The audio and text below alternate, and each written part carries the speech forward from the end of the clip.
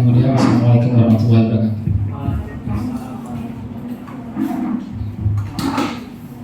Oke, baik, terima kasih kepada Bapak Muhammad Rizky tadi yang sudah memberikan sedikit sepatah dua patah kata pada pagi hari ini. Baik, yang pastinya saya ulangi sekali lagi, Assalamualaikum warahmatullahi wabarakatuh. Oke, saya Febri, itu dari CGP 9, dan saat ini saya akan mencoba untuk mempresentasikan yaitu modul 14 di LMS Guru Penggerak.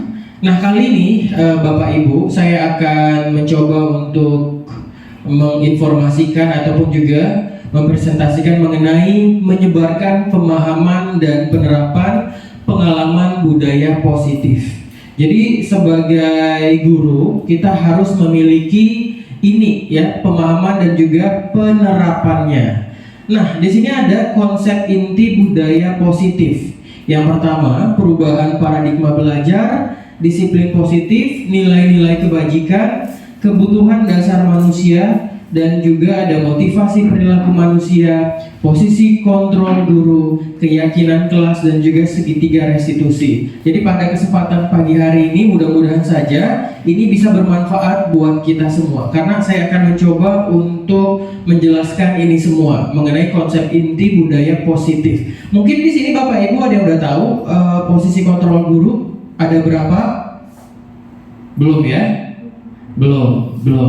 Kalau mengenai keyakinan kelas, sedikit banyak kemarin kita udah belajar ya, seperti kayak aturan-aturan. Terus juga segitiga restitusi, belum juga ya. Nah, di sini saya akan mencoba menginformasikan nanti betapa pentingnya ini semua ya. Nah, langsung saja, ini yang pertama, pembelajaran dengan paradigma baru. Jadi pembelajaran dengan paradigma baru ini merupakan pembelajaran prinsip yang berdiferensiasi, sehingga para peserta didik belajar sesuai kebutuhannya berdasarkan tahap perkembangan sesuai teori psikologi modern untuk mewujudkan profil pelajar Pancasila. Jadi pendekatan yang kita lakukan kepada peserta didik harus kita gunakan yaitu inquiry ataupun juga psikologi ya, bagaimana mereka bisa dekat sama kita. Jadi ada tips dan juga triknya. Di sini langsung saja ada miskonsepsi tentang teori kontrol ya. Jadi guru mengontrol murid ya. Terus juga ada ilusi bahwa semua penguatan positif, efektif dan juga bermanfaat. Kemudian ilusi bahwa kritik dan membuat rasa bersalah mampu menguatkan karakter. Gimana ya maksudnya rasa bersalah? Nanti kita jelaskan. Terus juga ilusi bahwa orang dewasa berhak memaksa. Jadi ini kesalahan tentang teori kontrol ya. Jadi teori kontrol ini yang harus seorang guru miliki. Tapi kontrol yang seperti apa? Nah, di sini langsung ada mengubah paradigma stimulus respon ke pendekatan teori kontrol. Jadi stimulus respon ini realitas atau kebutuhan kita sama ya. Semua orang melihat hal yang sama. Kita mencoba mengubah orang agar berpandangan sama dengan kita. Perilaku buruk dilihat sebagai suatu kesalahan. Orang lain bisa mengontrol saya bisa mengontrol orang lain. Pemaksaan ada pada saat bujukan gagal, model berpikir menang atau kalah. Sementara teori kontrol adalah realitas kebutuhan kita berbeda. Setiap orang memiliki gambaran berbeda. Kita berusaha memahami pandangan orang lain tentang dunia. Semua perilaku memiliki tujuan. Hanya Anda yang bisa mengontrol diri. Anda tidak bisa mengontrol orang lain. Kolaborasi dan konsensus menciptakan pilihan-pilihan baru serta model berpikir menang-menang seperti ini, ya. Lanjut, di sini ada yang namanya disiplin positif. Disiplin itu berasal dari kata disiplina yang artinya belajar, ya.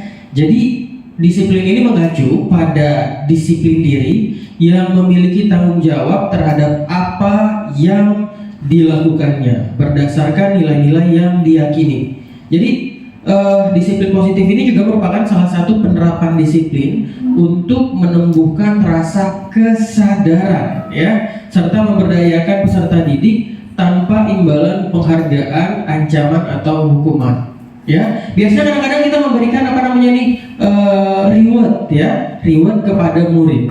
Dan ternyata nanti apakah itu positif atau negatif nanti ada penjelasannya. Ya, jadi sebagai pendidik tujuan kita itu adalah menciptakan peserta didik memiliki disiplin diri sehingga mereka berperilaku mengacu kepada nilai-nilai kebajikan universal dan juga memiliki motivasi intrinsik dalam perubahan perilaku ke arah yang lebih baik. Ini arti disiplin dulu ya, disiplin positif.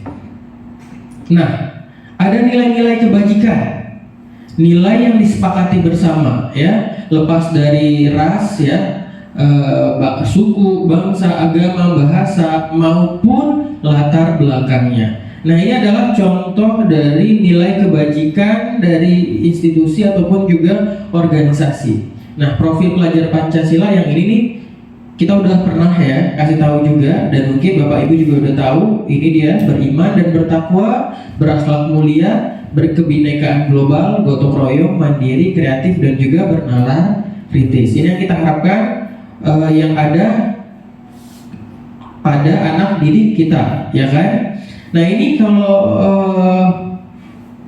PYP-nya ini ya, primary years programnya ini harus ada toleransi, rasa hormat, integritas, mandiri, menghargai, antusias, empati, kemudian keingintahuan, kreativitas, kerjasama, percaya diri, dan di sini hilang ya, tapi nggak masalah. Lanjut, di sini ada life skill-nya, keterampilan hidup. Itu kita harapkan bahwasanya nanti anak tersebut adalah dia ini bisa dapat dipercaya, lurus hati, pendengar yang aktif, tidak merendahkan orang lain, dan memberikan yang terbaik bagi diri sendirinya.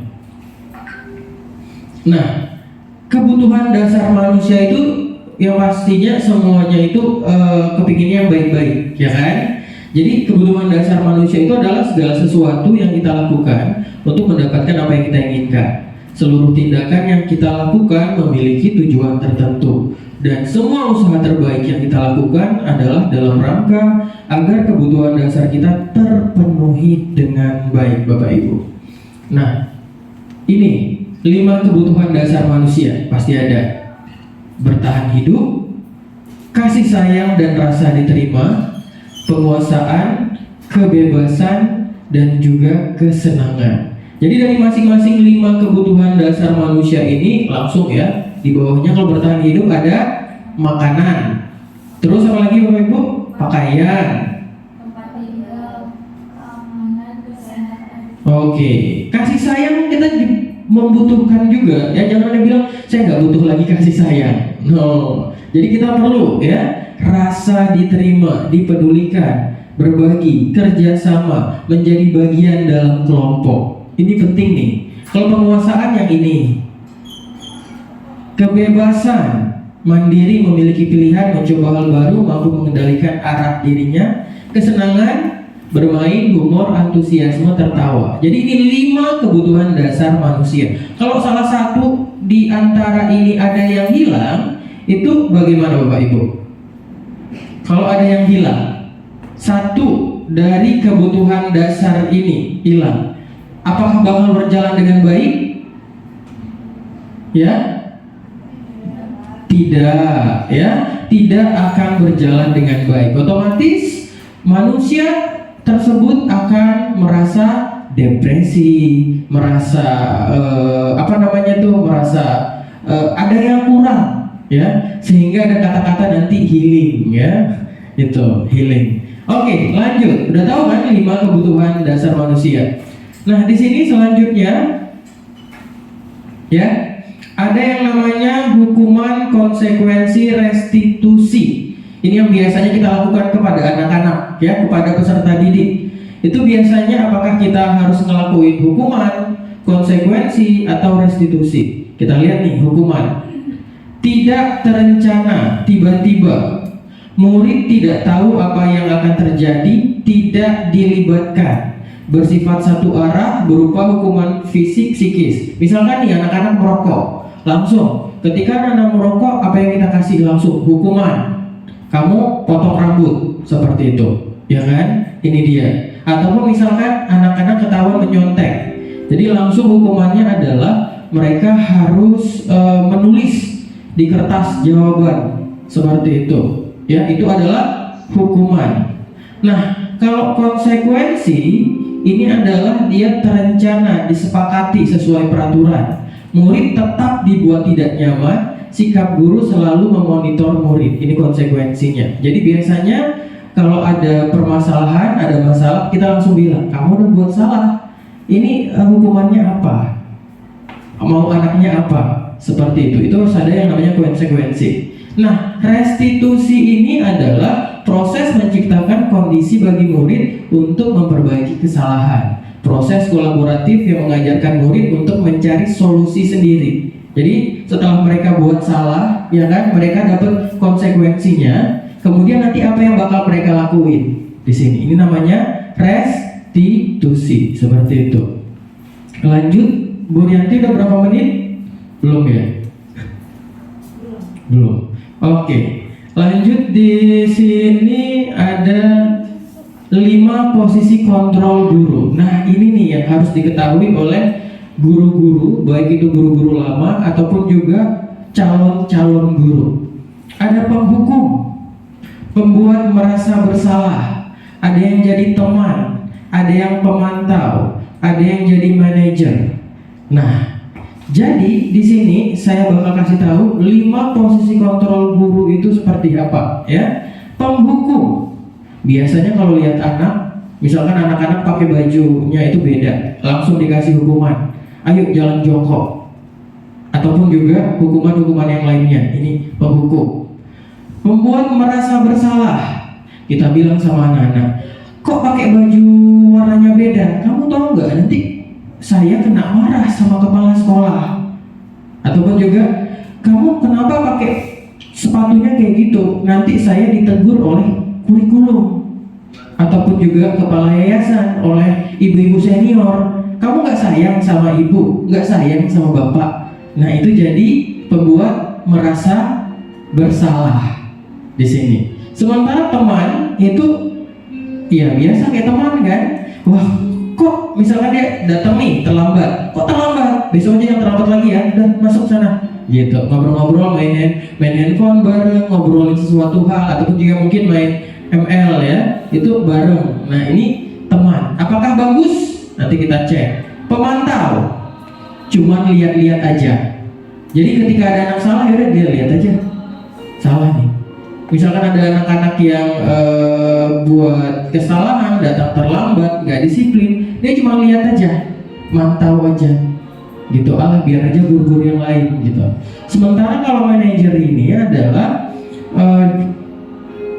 dia akan menanyai dan akan menggunakan 3 restitusi yang nantinya akan saya jelaskan, ya. Jadi kalau manajer ini dia juga bisa mencari solusi juga. Apa yang harus dilakukan oleh anak. Jadi menurut Bapak Ibu, dari 5 posisi kontrol guru ini, sebelum saya akan menjelaskan nanti per slide-nya ya, biasanya Bapak Ibu berada di posisi mana? Bu Emma berada di posisi mana biasanya? Terkadang apakah penghukum? Boleh lebih dari 1, 2, 3. Teman, pemantau, manajer ya. Kalau misalkan Bu Siti biasanya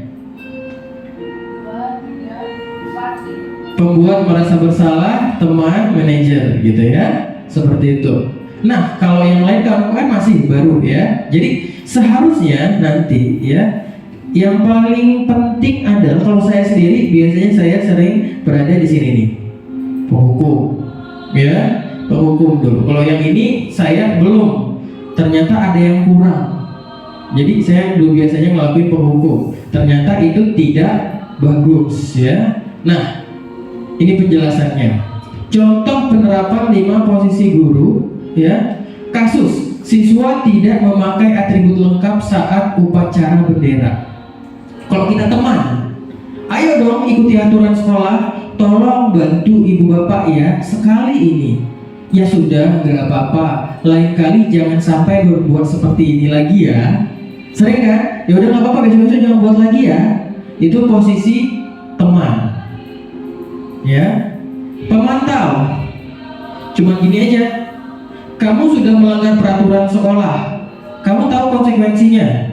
Setelah upacara kamu beli atributnya ke koperasi dan jangan diulangi lagi. Ya, ternyata pemantau seperti ini. Jadi dia ada ngomong juga ya. Cuman dia hanya kasih tahu aja. Jangan diulangi lagi, beli besok. Misalkan nih kalau dia nggak bawa buku, misalkan ya, kamu nggak bawa buku nih. Ya, kamu tahu nggak konsekuensinya apa? Berdiri. Besok harus bawa buku. Seperti itu adalah pemantau ya. Ini adalah pemantau. Selanjutnya ya, ada saya kecewa sekali dengan kamu. Ya, saya kecewa sekali dengan kamu. Itu kemana dia larinya itu? Rasa bersalah. Iya, berarti posisi kontrolnya adalah si guru itu pembuat rasa bersalah. Saya kecewa sekali sama kamu. Saya nggak suka dengan apa yang kamu lakukan. Ternyata itu adalah pembuat rasa bersalah, ya. Terus juga di sini kamu tidak pernah benar melakukannya. Pembuat rasa bersalah, ya kan? Ada lagi di sini. Apa rencanamu untuk menyelesaikan masalah ini? Nah, ini larinya kemana dia nih? Bisa? Manajer, bisa, ya? Seperti itu. Kamu tidak pernah mendapatkan nilai jika tidak mengerjakan tugas. Mana Bu Dianti? Kamu tidak pernah mendapat nilai jika tidak mengerjakan tugas. Iya, hukuman juga bisa ini kan? Jadi penghukum. Nah, keyakinan kelas. Kita ngomongin tentang keyakinan kelas. Mengapa keyakinan kelas? Mengapa bukan peraturan kelas? Nah, setiap guru yang masuk ke dalam kelas harus ada buat keyakinan kelas. Apa beda peraturan kelas sama keyakinan kelas? Ada yang tahu? Oke, saya jelasin. Kalau peraturan kelas itu sudah ada tertulis. Jangan, misalkan jangan apa? Jangan merokok, tidak boleh apa? Iya, apa lagi? Jangan coret meja, boleh. Banyak ya. Jadi kalau misalkan di sekolah itu kan masih ada tuh peraturan-peraturannya ya kan. Harus pakai baju ini. Terus juga setiap Senin sampai Rabu pakai baju seragam misalnya. Itu udah ada peraturan kelas. Nah, sementara keyakinan kelas ini adalah kata-kata positif yang harus kita tanamkan kepada peserta didik kita. Itu di dalam kata-katanya nggak boleh ada yang negatif, nggak boleh pakai kata jangan. Misalkan, jangan buang sampah, itu nggak boleh. Jadi mereka harus buat kata-katanya, misalkan jangan buang sampah, untuk kata-kata positifnya gimana nih? Bisa, buanglah sampah pada tempatnya, bisa, ataupun juga misalkan selalu buat ruangan kelas bersih dan indah. Nanti bisa buat kata-kata dengan lebih baik ya. Itu bisa kita suruh buat sama murid-muridnya. Keyakinan kelas. Apa sih keinginan mereka di dalam kelas? Misalkan ada kata-kata kayak peraturan tidak boleh mencontek. Jadi kalau keyakinan itu kan peraturan kelas tuh. Kalau keyakinan kelas,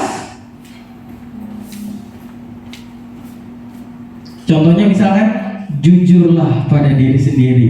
Bisa kan? Apalagi? Kata-kata tidak boleh mencontek. Menghargai teman. Iya, apa? Menghargai teman. Apalagi? Belajarlah dengan sungguh-sungguh. Itu masuk kan?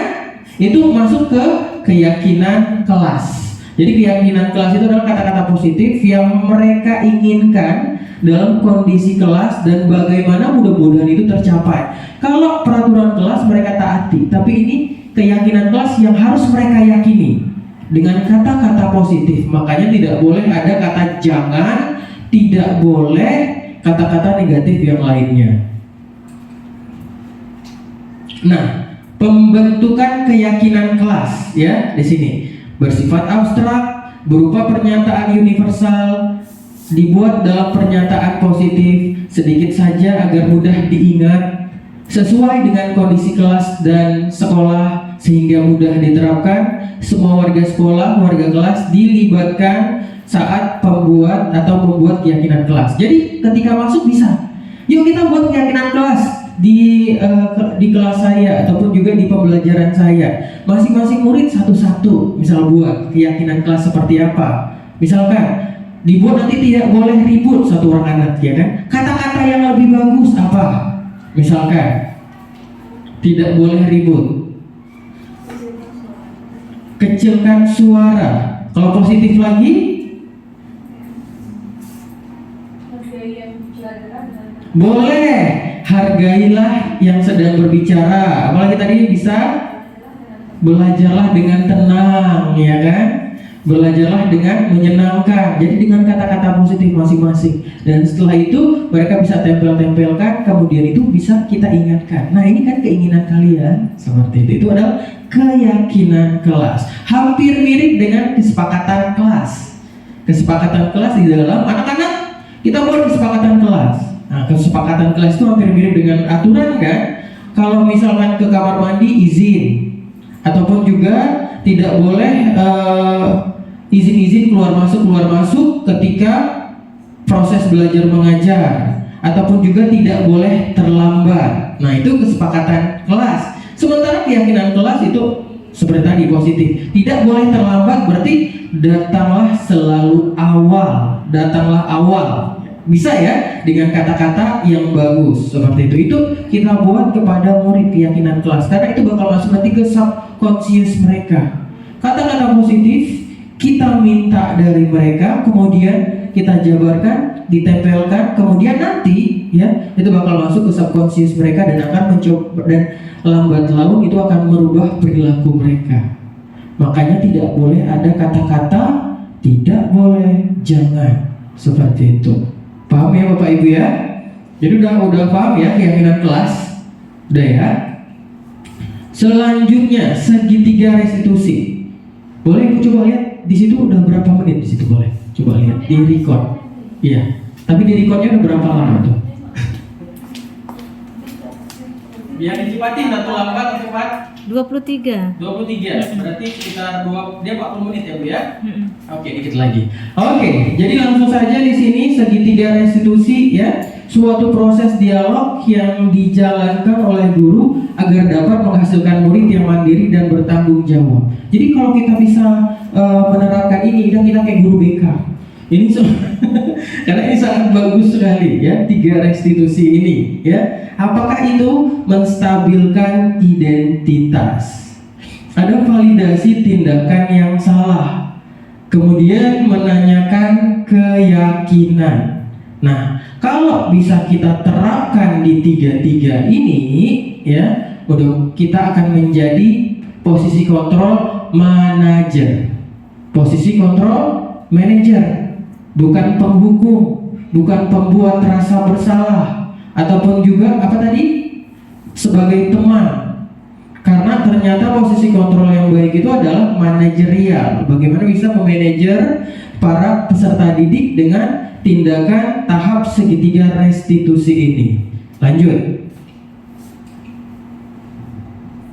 Menstabilkan identitas. Berdasarkan prinsip membuat kesalahan adalah bagian dari proses pembelajaran. Jadi ketika ada anak nih, kita udah tahu nih dia buat salah, dia berantem sama temannya, karena apa? Karena saling ejek-ejekan, dia berantem, dia pukul sampai bajunya koyak gitu ya, kawannya gitu. Pastinya kita panggil ya untuk diselesaikan masalahnya. Jadi langsung kita bilang, pertama adalah menstabilkan identitas. Yang ini dulu ya, yang ini kan menstabilkan identitas. Kita bilang, oke, berbuat salah itu wajar. Tidak ada manusia yang sempurna. Ibu bapak juga pernah melakukan itu. Ibu bapak tidak mau mencari siapa yang salah, tapi ibu bapak ingin mencari solusi dari permasalahan ini. Kamu berhak merasa begitu. Maksudnya kayak gimana? Dia datang, oke, kamu udah buat salah nih ya. Kamu tadi ngapain? Kita cerita, ini. Saya marah pak, begini. Dia ngejek saya, terakhir saya pukul. Langsung kita bilang, wah memang ya buat salah itu wajar, tapi bagaimana caranya agar kesalahan tersebut bisa kita perbaiki ya. Dan kamu juga bukan satu-satunya orang yang buat salah. Semua orang pernah buat salah, Bapak juga memakluminya. Seperti itu. Jadi kita jelaskan juga bahwasanya kita memaklumi gitu dulu, ya kan? Nggak langsung kita judge dia. Kenapa kamu mukul dia? Bla bla bla. Jadi harus ada menstabilkan identitas agar si anak tersebut merasa oke, ternyata guru ini mau menerima aku, mendengarkan penjelasan. Kita dengarkan penjelasan dia, ya. Kita terima kondisi dia yang dia lakukan itu. Terkadang ketika kita udah panas, kita kan mukul nih. Nah, Bapak juga pernah kalau masih muda itu panas, dikit-dikit panas, maunya berantem, kayak gitu kan? Tapi ada nggak yang bisa kita lakuin seperti itu? Jadi lanjut di sini setelah menstabilkan identitas, kemudian validasi tindakan yang salah, seperti yang saya bilang tadi, ya. Nah, kamu marah nih, kamu pukul dia, ya kan? Nah, pastinya kamu ada alasan kenapa kamu buat kayak gitu. Pastinya dia cerita. Ya kan? Dia ngejek-ngejek saya, Pak. Dia panggil ayah saya Supratman. Padahal nama ayah saya bukan Supratman. Misalnya kayak gitu, ya kan? Nah, kita jelaskan. Oh, seperti itu. Terus setelah itu kamu mukul dia. Iya, Pak, saya panas sekali. Walah, gitu kan. Jadi kita masukkan lagi yang agak bisa kita selipkan lagi tadi yang apa tadi? Bukan validasi tindakan yang salah, apa tadi? Menstabilkan identitas kan. Oh iya, wajar sih, ya kan, namanya masih muda. Tapi harusnya kamu kan nggak boleh ngelakuin itu. Padahal kamu bisa melakukan,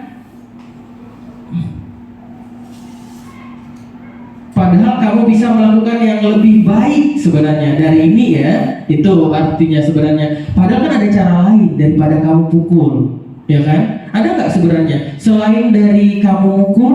Harusnya ketika ada kawan atau teman itu mengejek kamu, harusnya kayak gimana? Nah, jadi mereka sendiri yang apa? Yang bakal critical thinking mereka, ya kan?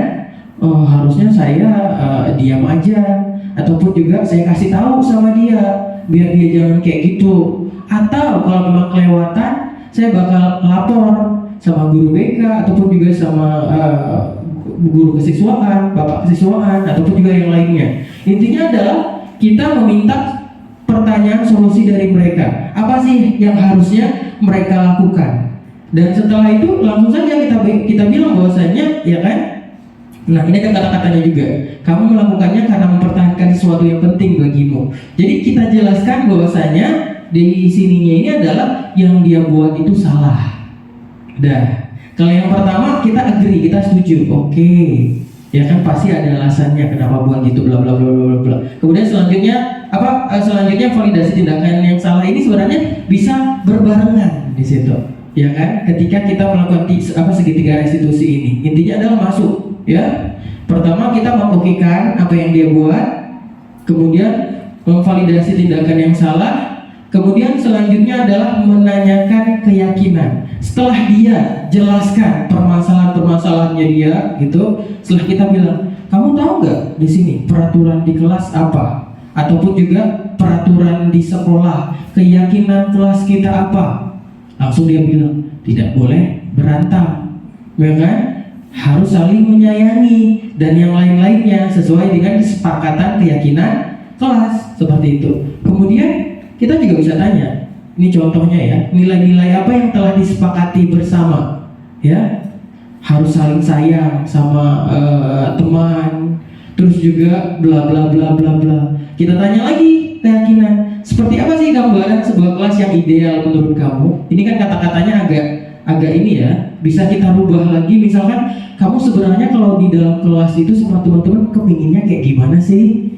Gitu. Kamu maunya kayak gimana? Saya maunya dihargai, Pak. Saya maunya kawan kita itu tuh nggak pisah-pisah, tapi bersatu, saling mendukung, suportif. Itu kita tanya sama mereka dengan bahasa mereka, ya kan? Kalau pakai bahasa ini kan susah ya. Jadi kita harus bisa menggunakan bahasa mereka. Terus juga kita bisa tanya, kamu sebenarnya pengennya ini nanti tamat dari sekolah ini pengen jadi apa? Cita-cita kamu apa? Nah, di sini nih. Pastinya saya kepingin jadi orang yang sukses, Pak, ya kan? Bla bla bla bla bla bla bla. Udah. Setelah itu di sini dia. Berarti setelah setelah kita menanyakan keyakinan, setelah itu kita langsung bilang. Nah, di sini bedanya. setelah tadi kita sudah ada 3 restitusi, ya kan? Langsung kita bilang bahwasanya kamu sekarang udah salah nih, ya kan? Dari 3 tadi kamu udah salah. Sekarang apa yang bakal kamu lakuin? Nah, saya akan minta maaf Pak sama dia, bahwasanya apa yang saya lakukan itu salah, ya kan? Harusnya saya nggak mukul dia, nggak sampai robek bajunya dia. Nah, setelah yang kamu lakukan itu salah, berarti ada nggak konsekuensinya? Apa Pak? Gitu kan? Bajunya udah koyak nih, ya kan? Dan dia bakal kena marah nanti sama orang tuanya, ataupun nanti orang tuanya bakal nanya, ini baju koyak gimana? Jadi gimana Pak? Menurut kamu gimana? Biar bajunya lebih bagus. Mereka biarkan dia berpikir, oh ya udah Pak, biar saya jahit aja, atau saya beli baru, atau apa terserah kayak kan. Misalkan saya bilang, ya udah gimana kalau kamu bilang kamu tadi maunya jahit, kamu bisa jahit nggak? Misalkan, saya nggak bisa jahit Pak. Wah, berarti gimana tuh? Jadi langsung lagi kita tanya, ada nggak guru-guru yang bisa jahit? Misalkan contohnya Bu Lia bisa jahit, ya kan? Ya udah, sekarang coba kamu belajar sama Ibu Lia bagaimana caranya menjahit. Nah, sekalian gitu. Jadi nanti dia beli jarum, beli benang. Jadi dia minta bantuan sama Bu Rianti untuk menjahit baju temannya. Jadi di situ, jadi segala sesuatunya itu selesai, ya kan? Si anak tersebut minta maaf kepada temannya, baju yang koyak itu dia jahit, dan dia dapat pembelajaran dia nggak bisa jahit menjadi bisa menjahit. Jadi seperti itu, bukan lagi kita kontrol penghukum sebenarnya, langsung ya udah panggil orang tuanya, dibotakin rambutnya datang. Nah, ini yang diharapkan diinginkan oleh profil pelajar Pancasila seperti itu. Jadi seperti itu penanganan anak-anak. Ini ada salah satu contoh. Saya nggak tahu apakah bisa besar suaranya ya, tapi saya coba aja.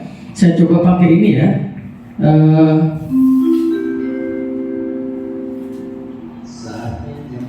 Bluetooth. Kalau Bluetooth biar dengar suara ya.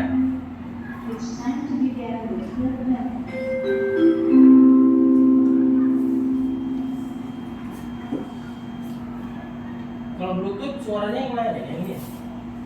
Bluetooth suara Bluetooth. Bluetooth dulu ya. Ya. Ya.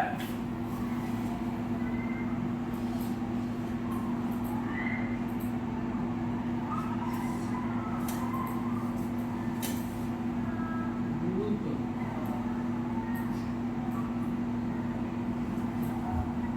Dia larinya ke BT speaker ya.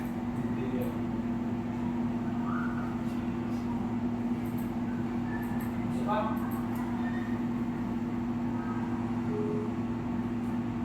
Kalau enggak ya gitu aja, nanti pakai giginya situ lah. Nggak bisa ya? Ya?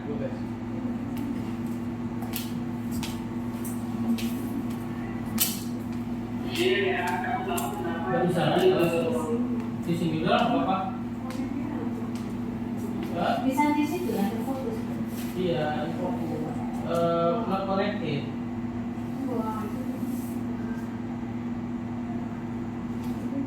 Mungkin karena tergabung di sini ya kan? Karena pakai ini ya, ini diawasi mungkin. Nggak bisa. Oke. Nah, nanti lanjut aja. Oke, di sini ya.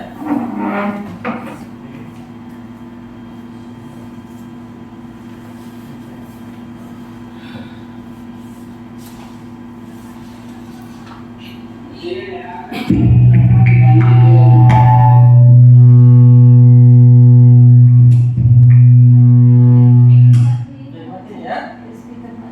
Udah pakai ini aja lah ya. Bapak nggak mau dia. Tadi aja dulu.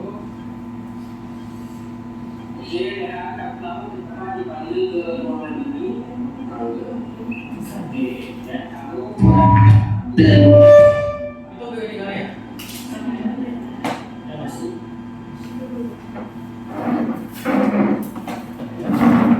Coba buka dulu. Boleh.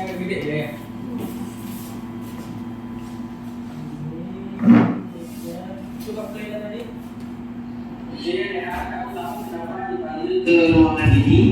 Kalau saya Oke, ya kamu berantem dan muncul teman kamu patah ya.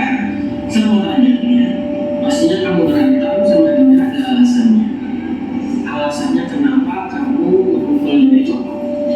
dia sering menjadi saya sampai benar keras, jadi saya kalah, saya pukul dia saya. Oke, kamu pukul dia gitu ya, sampai kelihatan bajunya dia ya. Oke, dan menurut kamu perbuatan dia itu sama nggak? Sama sih, Oke, yang kamu lakukan mukul dia. sama juga. Seharusnya saya tidak membahas dengan pukul. Oke, berarti harusnya kamu jangan mukul gitu. Gitu ya. Ada nggak cara yang lebih efektif lagi menangani hal tersebut? Saya bilang dengan sama dia baik ataupun saya pukul dulu saya. Iya, harusnya ngomong baik-baik sama dia, jangan. Ya, ataupun juga lapor ke guru kalau misalkan kamu sakit hati kali sama tingkah lakunya dia, gitu kan? Berarti itu yang kamu lakukan itu adalah salah, gitu kan? Dan saya percaya bahwasanya ya kayak bisa kita bilang yang kamu lakuin itu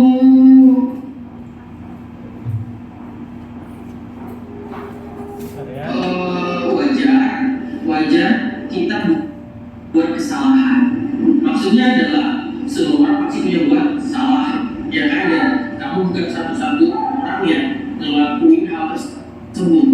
Tapi bagaimana caranya kita meyakini bahwasanya iya kita salah, tapi kita mau memperbaiki hal tersebut, ya kan? Nah, kamu tahu nggak? Aturan keyakinan kelas ataupun juga aturan di sekolah ini nggak boleh apa? Nggak boleh bullying. Iya, nggak boleh bullying. Terus juga nggak boleh ngapain lagi kalau misalkan kita marah, terus kita nggak boleh ngapain? Boleh sama pukul. Iya, nggak boleh pukul orang. Itu yang disepakati kan, nggak boleh pukul, nggak boleh bullying, nggak boleh ada tindakan kekerasan, ya kan? Jadi ketika ada problem kita harus selesaikan, ya kan? Nah itu tadi. Terus saya mau tanya, gimana caranya untuk menyelesaikan permasalahan ini? Saya akan minta maaf sama dia sekarang. Oke, kamu minta maaf sama dia, ya, karena kamu udah pukul dia, ya. Apakah maaf itu bakal sungguh-sungguh? Sungguh-sungguh. Oke, tapi kan kejadiannya udah terjadi bagi dia, oh ya, minta maaf aja nggak cukup. Ya. Dan itu gimana? Saya bakal main baginya saya. Emang kok bisa jadi? Saya punya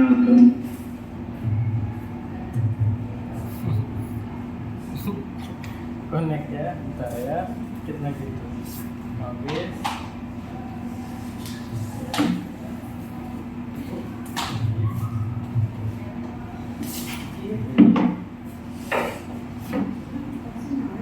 itu bisa jadi saya. Jadi nanti bakal baju yang kayak itu saya. Oke, jadi kamu bakal menjadi dia, terus bakal minta maaf sama dia, ya, dan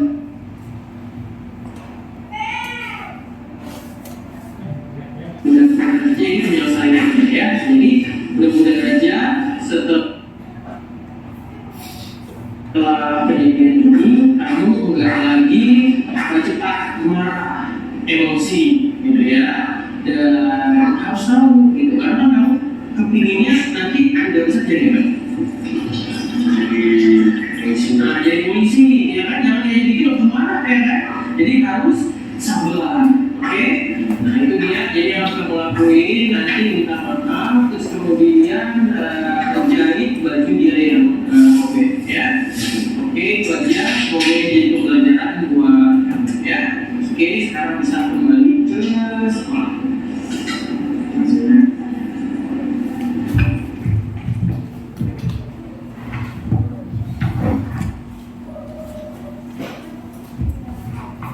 Oke, ya, jadi seperti itu Bapak Ibu. Jadi terkadang 3 restitusi ini bisa dibolak-balik.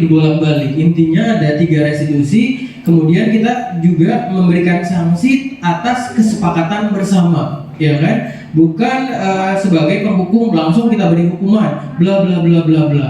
Jadi kalau misalkan kita bisa ngelakuin segitiga restitusi yang kita lakukan, maka kita berada di posisi manajerial, bukan sebagai pembuat rasa bersalah teman gitu. Tapi kalau pembuat rasa bersalah boleh validasi yang salah bisa kita masukin. Tapi yang paling tepat adalah manajerial gitu. Jadi semuanya masuk di situ. Berarti di situ udah paham ya Bapak Ibu ya. Nah, jadi penutupnya, jadi dalam penerapan program disiplin positif ini itu guru harus memiliki standar kepribadian profesional dan sosial yang baik, di mana guru mampu merefleksi dirinya dalam posisi kontrol ya. Jadi bagaimana perjalanan diri sebagai pamong atau wamong ya, manajer yang menuntun murid-muridnya menjadi insan yang mandiri, merdeka dan bertanggung jawab ya. Itu standar nasional pendidikan. Mungkin awalnya kita nggak bisa, susah ya kan, apalagi dengan menggunakan kata-kata yang susah. Kayak saya misalkan tadi keyakinan kelas, saya tanya sama anak-anak harusnya kan positif, tapi ketika sudah berada di prakteknya ya boleh katakan tidak boleh ini anak-anak, padahal harusnya kan positif gitu kan. Nah, ada kesalahan sedikit nggak ada masalah. Intinya bagaimana kita bisa mencoba untuk mempraktekkan 3 restitusi ini. Kemudian kita berada sebagai posisi kontrol apa tadi? Manajerial. Oke. Di sini Bapak Ibu sudah jelas? Sudah jelas. Mungkin ada yang ingin bertanya, mungkin saya ada 1 atau 2 orang lah tanya apa aja. Mungkin dari yang di belakang boleh tanya apa aja. Ada? Tanya apa aja? Oke, boleh. Ya.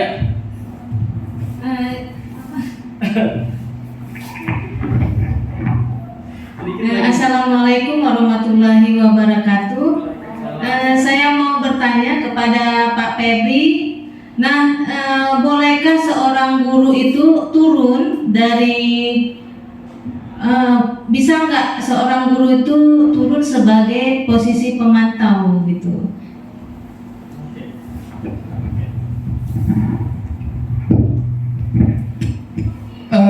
Ini pertanyaannya dibilang mudah, nggak mudah, gampang, nggak gampang juga ya, agak sedikit complicated. Sebenarnya kalau untuk sebagai pemantau itu boleh-boleh saja. Kita lihat kasusnya apakah berat atau enggak. Jangan semua kasus disamakan ya. Jadi pemantau saja. Jadi ketika pemantau ya udah, kamu tahu nggak ini kamu udah buat kesalahan.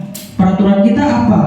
Besok jangan diulangi, beli ya besok, gitu aja, ya kan? Kalau kasus-kasusnya simple oke, ya kan? Tapi kalau problem yang berat ini cuma nggak bisa, harus ada penyelesaian. Penyelesaian yang seperti apa? Kita harus kasih sanksinya juga buat dia, ya kan?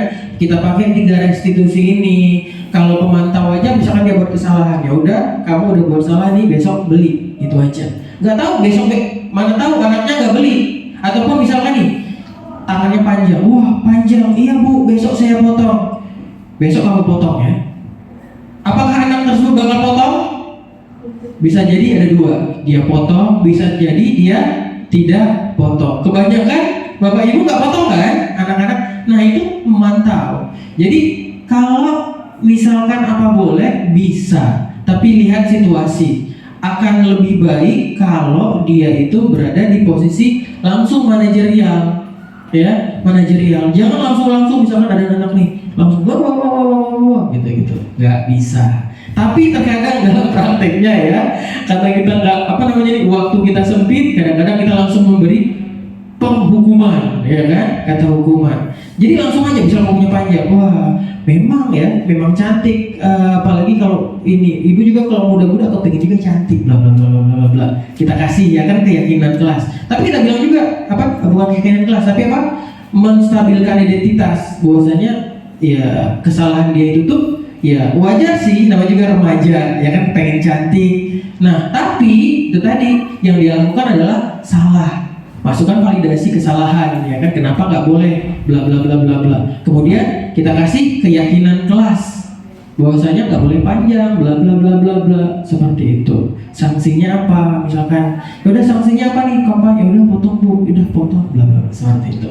Jadi kalau ditanya apakah bisa turun, bisa bu, tapi lebih tepatnya kalau pemantau itu kepala sekolah, ya kan? Kepala sekolah bisa memantau, kasih tahu ke gurunya, kemudian gurunya itu bisa menjadi manajerial. Kalau misalkan gurunya nggak bisa menghadapi, baru kepala sekolah yang awalnya pemantau bisa menjadi manajerial juga. Jadi sebenarnya 3 restitusi ini nggak hanya bisa dilakukan di sekolah, tapi bisa kita lakukan dalam kehidupan bermasyarakat. Yang punya cowok, misalkan kalian bisa kalian gunakan 3 restitusi ini, ya kan? Dia selingkuh apa? Gunakan 3 restitusi ini, bisa.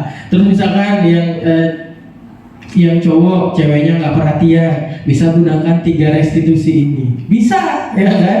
Jadi sebenarnya 3 restitusi ini bisa kita gunakan di mana-mana aja, karena ini pendekatan inquiry, seperti itu. Oke, ada lagi satu pertanyaan sebelum kita tutup, boleh silakan.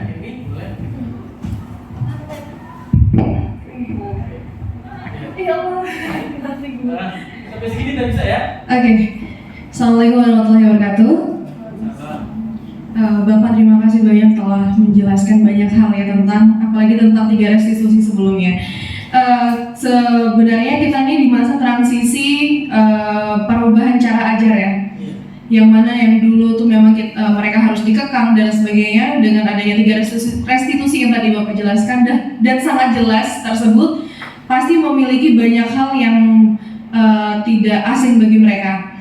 Bahwasanya ketika mereka punya kesalahan dan kita merealisasikan cara yang 3 restitusi yang Bapak jelaskan tadi, pastinya ada beberapa murid yang merasa bahwasanya, bukan murid yang, ada beberapa keadaan yang merasakan bahwa ini hanyalah penyelesaian masalah sementara dan itu mungkin akan dilakukan lagi. Mungkin saja. Itu bagaimana Pak? Apakah kita melakukan 3 restitusi kembali atau kita tetap menggunakan cara yang lama? Karena memang kan ada beberapa anak nih yang memang susah anaknya gitu. Gitu aja Pak ya. Terima kasih. Oke, pertanyaan bagus sekali gitu. Terkadang mereka buat kesalahan-kesalahan yang sama. Jadi ternyata ketika mereka buat kesalahan, kita sudah melakukan 3 restitusi, tapi juga mereka tetap melakukan kesalahan. Kita naikkan sanksinya, seperti itu. Ini kamu sudah melakukan hal ini, kesepakatannya itu malah kamu break, kamu hancurkan. Kita buat dia membuat rasa, kita membuat apa? Membuat rasa bersalah dikit, kita masukin, ya kan? Kamu tahu yang kamu lakukan itu salah dan saya dan guru lain luar biasa sebenarnya ingin memberikan trust, kepercayaan kepada kamu, tapi kamu menghancurkan kepercayaan saya. Kita masukkan pembuat rasa bersalah, yang lain-lainnya. Kemudian hukumannya kita tingkatkan konsekuensinya. Kamu udah melakukan ini apa nih? Nah, intinya adalah konsekuensinya yang awalnya biasa saja kita tingkatkan. Apa nih? Gimana nih kalau misalkan dikeluarkan? Janganlah Pak. Jadi apa? Panggil orang tua, bla bla bla bla bla. Jadi kita yang komunikasikan agar sanksi-sanksinya itu menjadi lebih berat. Kemudian disepakati bersama. Jadi kalau terulang lagi, misalkan dia minta ya kan, kalau kayak gini nanti saya panggil orang tua Pak, ataupun dikeluarkan kalau saya ngelakuin lagi. Misalkan mereka berantem nih, ya kan? Oke, ini kamu yang bilang ya. Nah, jadi kita arahkan gitu sanksinya yang lebih tinggi kalau problemnya besar. Oke. Kita oke ya, ini Bapak mencoba untuk memberikan kesempatan lagi buat kamu, ya kan? Ini keyakinan kelas, kesepakatan kamu itu sanksinya agar kalau kejadian lagi panggil orang tua, apakah itu dipecat atau tidak, ya kan? Nah, setelah kalau dia nggak ngelakuinnya lagi, alhamdulillah. Tapi kalau dia ngelakuin lagi, ya panggil orang tua. Dia nggak akan bisa berbuat apa-apa. Karena kita sudah melakukan kesepakatan bersama. Sanksinya itu atas kesepakatan bersama. Jadi paham ya Bapak Ibu? Jadi ketika ada lebih besar lagi, sanksinya kita buat lebih besar lagi. Kita arahkan anak-anak biar dia buat. Kamu udah buat ini nih sekali 2 kali, masa bersihkan kamar mandi nggak diperbaiki juga, ya kan? Ibu capek loh di sini, tahu nggak? Ibu dimarahi oleh kepala sekolah, bahkan kemungkinan ibu bakal nggak dijadikan lagi sebagai kesiswaan, misalkan itu kurikulum, karena ibu nggak beres, ibu nggak mau nih di sini. Nah, kita buat pembuatan rasa bersalah, terus kita masukkan teman semuanya, tapi tetap dalam posisi manajerial seperti itu. Itu kalau memang udah berat sekali. Paham ya? Paham, jadi sanksinya itu dibesarkan lagi. Oke baik, demikian yang pastinya saya sudah kasih tahu Bapak Ibu mengenai 3 restitusi, terus juga posisi kontrol guru dan juga yang lain-lainnya. Semoga saja bermanfaat. Saya akhiri, wabillahi taufiq wal hidayah. Wassalamualaikum warahmatullahi wabarakatuh. Oke baik, selanjutnya akan ada presentasi kembali oleh Ibu Rianti. Jadi bakal kita record juga, ini memang sangat penting ya. Jadi bisa kita saksikan bersama-sama, dan nantinya kalau ada pertanyaan boleh ditanyakan oleh Bu Rianti. Waktu dan tempat saya persilakan.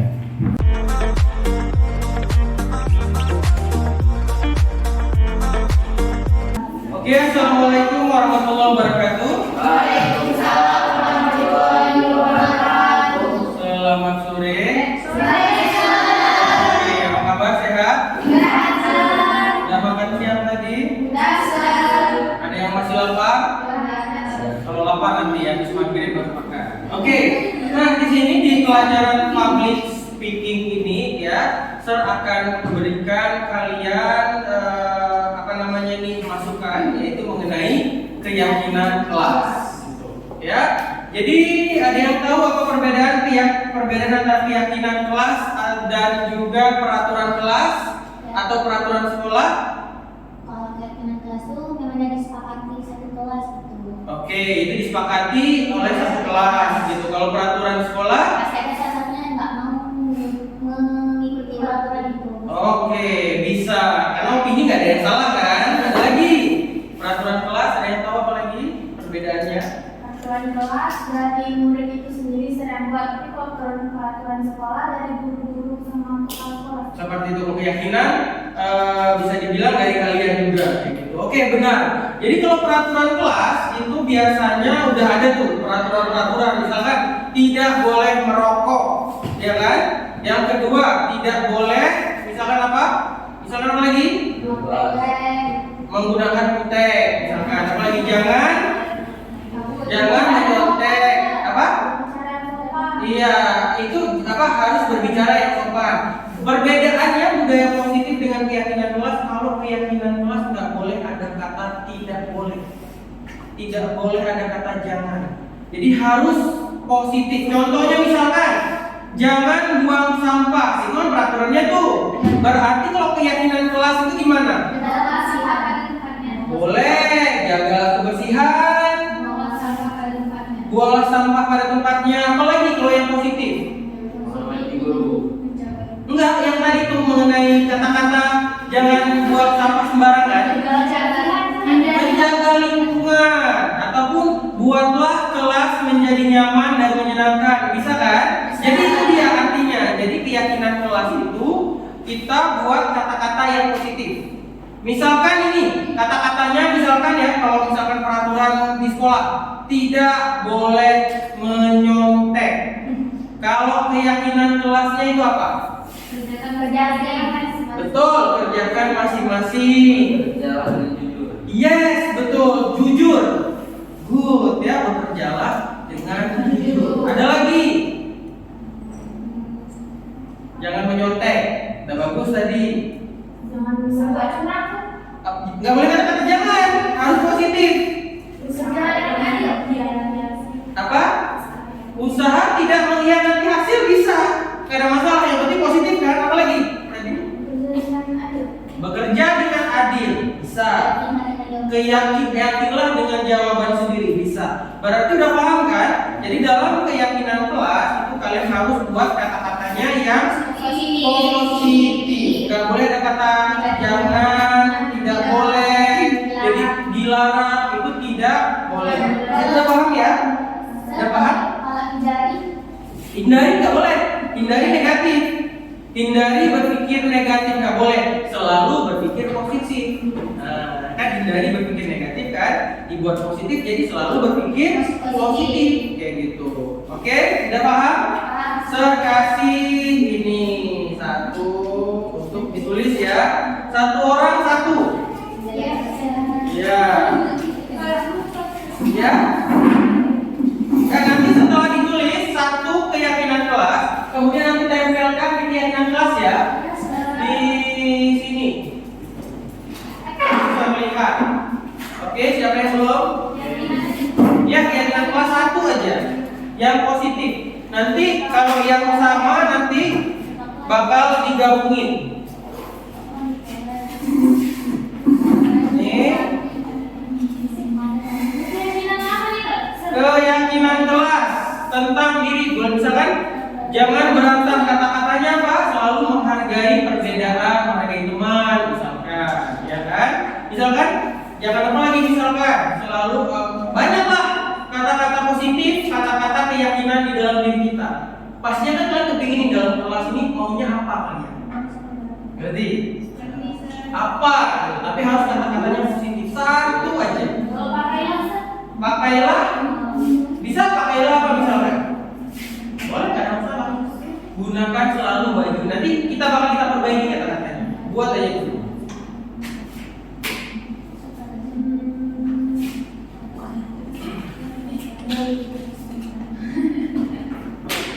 Kalau udah selesai boleh ditempelkan. Tolong Ajemi atau siapa boleh ya, siapa aja boleh untuk tempel. Nah, pakai pulpen satu ya. Ya, betul. Nama di atas dikit ya, buat kecil namanya, jangan lupa. Nanti biar kita perbaiki sama-sama.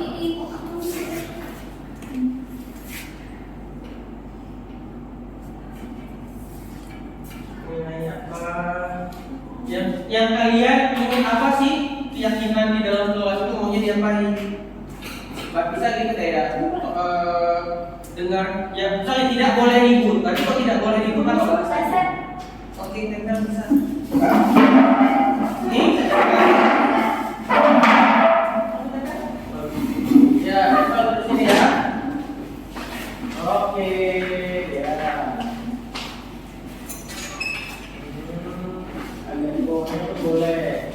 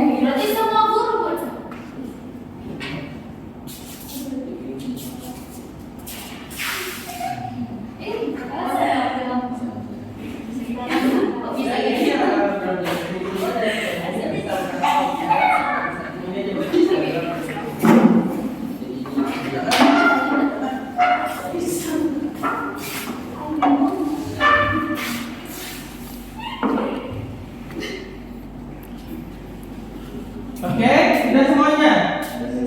Sudah ya? Oke, kita lihat dan kita perbaiki kata-katanya. Ada spidol ya? Ada spidol? Ada spidol? Ada? Oke, satunya benar ya? Ada ya? Oke. Ini keyakinan kelas ya. Oke. Yang pertama Silva tetap berada di dalam kelas pada saat jam pelajaran dimulai sampai berakhir. Berarti itu dia kan keyakinan kelas, tetap berada di dalam kelas dari awal hingga akhir. Kalau kata-kata yang bagusnya itu apa tuh? Lebih baguskan lagi, itu udah bagus nih. Lebih dipadatkan lagi. Disiplin. Sepatu. Apa? Betul, dia larinya ke disiplin. Kata-kata yang ini, misalnya tetaplah berada di dalam kelas pada saat jam pelajaran dimulai sampai berakhir. Berarti selalu masuk pada jam pelajaran dari awal hingga akhir. Seperti itu ya, bisa kan?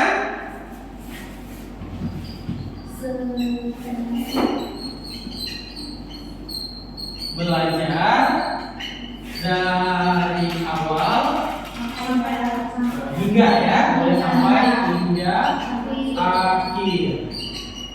Oke, good ya, mantap ya. Ini Silva.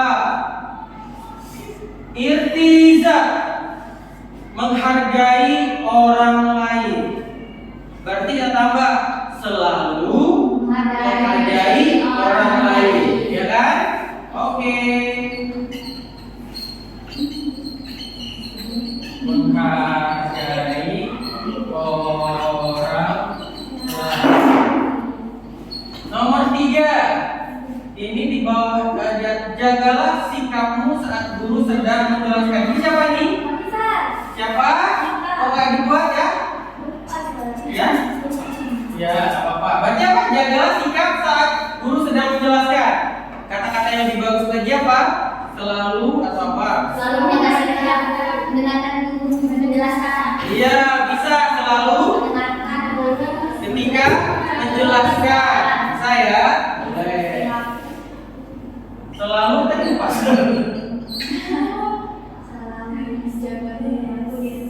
Boleh menjaga perilaku ya. Menjaga perilaku dan sikap ya. Di depan guru. Bisa. Lanjut. Berkata dengan jujur dan sopan. Bisa ya, ini siapa nih? Nurul ya. Jadi selalu berkata jujur dan sopan santun. Berkata jujur dan sopan santun. Yang kelima, datang tepat waktu. Hampir mirip sama ini ya, tapi bisa kita buat selalu datang. Iya, tepat habis waktu. Lanjut. Siti Fadila datang ke kelas tepat waktu sama ya, nggak ada masalah. Oke. Datang tepat waktu juga PC boleh, nggak ada masalah. Keyakinannya sama ya kan. Belajarlah sungguh-sungguh. Sudah masuk di sini? Jadi selalu belajar dengan sungguh-sungguh. Ini siapa nih? Selalu belajar dengan sungguh-sungguh. Siapa? Ya. Belajar dengan sungguh-sungguh. Akila, hargai pendapat teman saat berdiskusi atau bekerja kelompok. Ya. Zahwa ya, hargai pendapat teman saat berdiskusi atau bekerja kelompok. Sudah masuk ya? Selalu menghargai orang lain. Bisa ya? Masuk kan?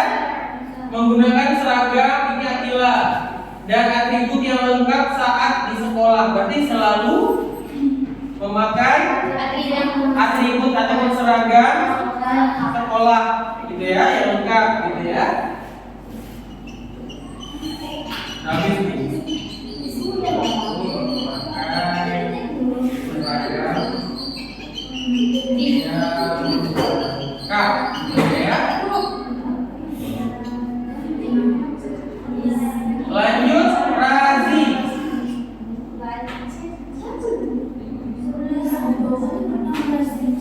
Razi? Raya. Oh, dipanggil kan kalau dia dipanggil Razi sekarang. Jadi nama kerennya Razi. Hormatilah gurumu. Oke. Berarti di sini bisa masuk apa ya? Kita bisa masuk ke 8 juga ya. Selalu menghormati guru dan teman ya. Bisa ditambah. ini seperti inilah yang namanya keyakinan kelas. Jadi sekarang kalian harus tahu keyakinan kelas itu apa, peraturan kelas itu apa. Keyakinan kelas ini dibuat agar apa? Agar kalian nyaman. Nyaman di dalam kelas, nyaman ketika kalian berinteraksi sama kawan-kawan kalian. Ada di sini yang kontra sama ini ada. Misalkan selalu belajar dengan sungguh-sungguh. Kita kan berharapnya kepingin kan belajar dengan sungguh-sungguh. Ada yang kepinginnya nggak mau belajar dengan sungguh-sungguh. Meskipun terkadang ada rasa malas, wajar ya kan. Ada rasa capek, ada rasa jenuh, itu wajar. Apalagi kayak kita belajar aja jenuh juga itu timbul. Meskipun niat kita sebenarnya kepingin belajar sungguh-sungguh, ya kan? Ada yang nggak kepingin berkata jujur dan sopan santun? Senang nggak melihat kawan yang nggak jujur, nggak sopan santun? Senang. Makanya seperti itu kita juga harus jujur dan juga sopan santun. Meskipun terkadang ada hal-hal yang bikin kalian nggak jujur, nggak kadang-kadang lupa dengan sopan santun, ya diperbaiki, ya kan? Karena manusia itu nggak luput dari kesalahan, ya kan? Nabi Muhammad aja ada pernah melakukan kesalahan, ya kan? Apalagi kita manusia biasa, apalagi ya kan? Kalau dibuka aib kesalahan juga banyak, ya kan? Sama seperti kalian. Tapi bagaimana kita harus bisa memperbaikinya. Selalu masuk belajar dari awal hingga akhir, selalu menghargai orang lain, selalu menjaga perilaku dan sikap di depan guru, selalu berkata jujur dan sopan santun, selalu datang tepat waktu, belajar dengan sungguh-sungguh, memakai seragam yang lengkap, selalu menghormati guru dan juga teman. Dan mudah-mudahan aja, meskipun kadang-kadang kalian lupa sama keyakinan kelas ini, tapi bisa kalian terapkan beberapa ya, insya Allah. Jadi ini adalah keyakinan kelas. Nah sekarang boleh saya panggil ataupun satu-satu ya. Kemudian di sini bisa tulis nama, kemudian kelas, setelah itu tanda tangan. Satu orang boleh.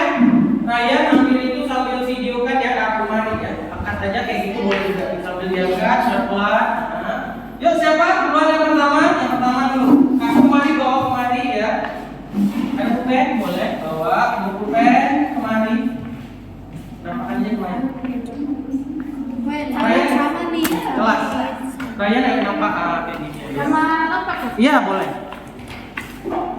Iya. Agak jauh juga, agak ke atas boleh nampak ini, nampak ses juga.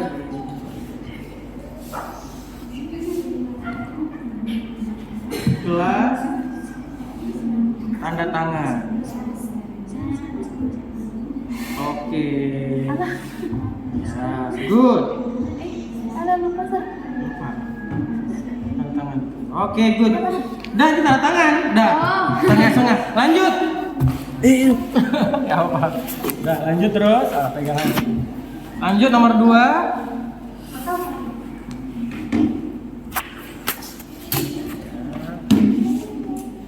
Pegang aja ininya kan kayak gitu nanti.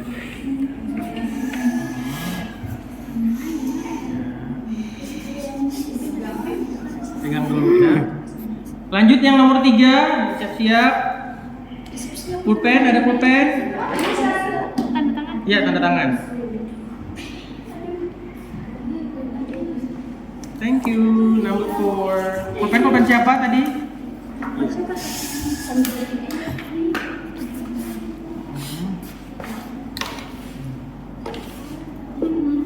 Jangan dideketin.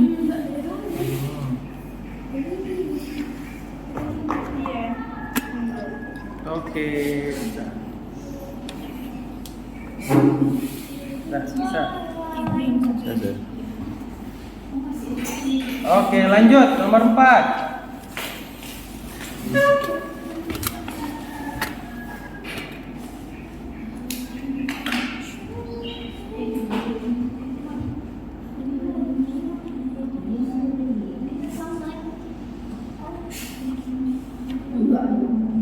Ini ada masalah nomor masuk Febri Taksa Elnanda, ya kan?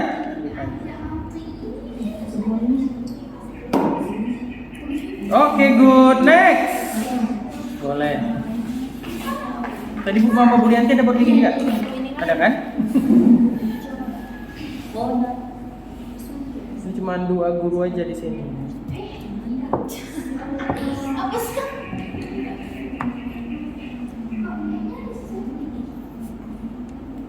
Ya.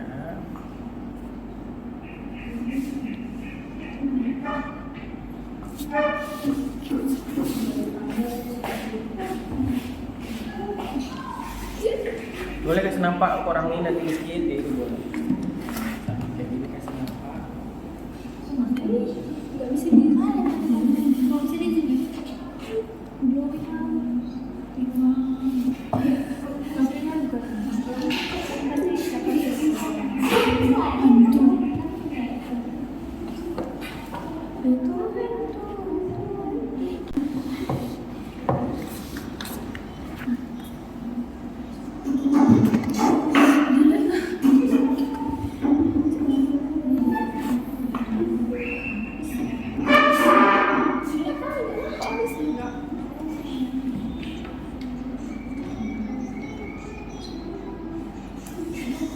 Lanjut, next.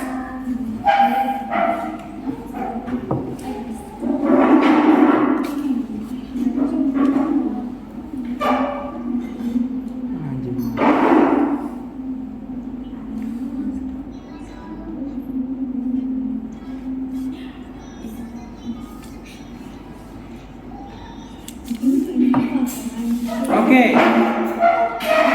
Siapa? Udah ya? Ryan gitu ya.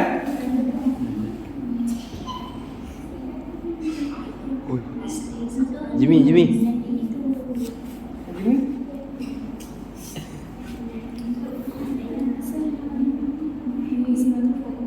Apa? Keluar bentar. Boleh. Oke, ada. Ya. Tanda tangan. Tadi ada masuk tadi kayak gini. Kelas kalian juga ada? Kelas kami, Sir. Hah? Oh, beda ya? Beda, Sir.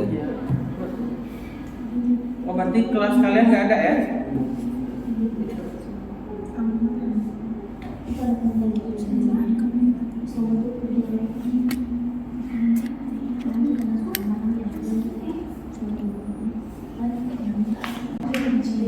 Oke.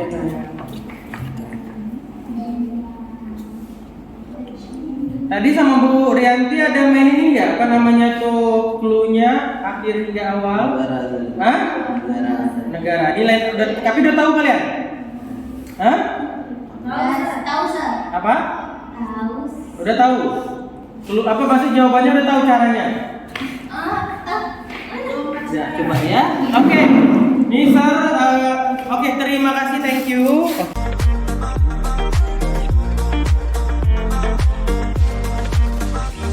Assalamualaikum warahmatullahi wabarakatuh. Perkenalkan, nama saya Siti Fadila Mutmainah. Saya dari kelas 10-1. Saya sangat senang sekali dengan adanya keyakinan kelas, karena menurut saya itu sangat penting. Dan dengan adanya keyakinan kelas, itu dapat menumbuhkan rasa tanggung jawab di dalam diri kita sendiri. Sekian dari saya. Wassalamualaikum warahmatullahi wabarakatuh. Assalamualaikum warahmatullahi wabarakatuh. Nama saya Rihadatul Zahwa. Saya dari kelas 10-1. Perasaan saya dalam keyakinan kelas merasa sangat senang karena keyakinan kelas dapat sangat penting dan dapat menumbuhkan sikap disiplin dan tanggung jawab. Terima kasih. Sekian dari saya. Assalamualaikum warahmatullahi wabarakatuh. Assalamualaikum warahmatullahi wabarakatuh. Nama saya Azimi Ramadan dari kelas 10-1. Saya di sini ingin membahas tentang keyakinan kelas. Keyakinan kelas ini sangat menyenangkan. Yang kedua, penting.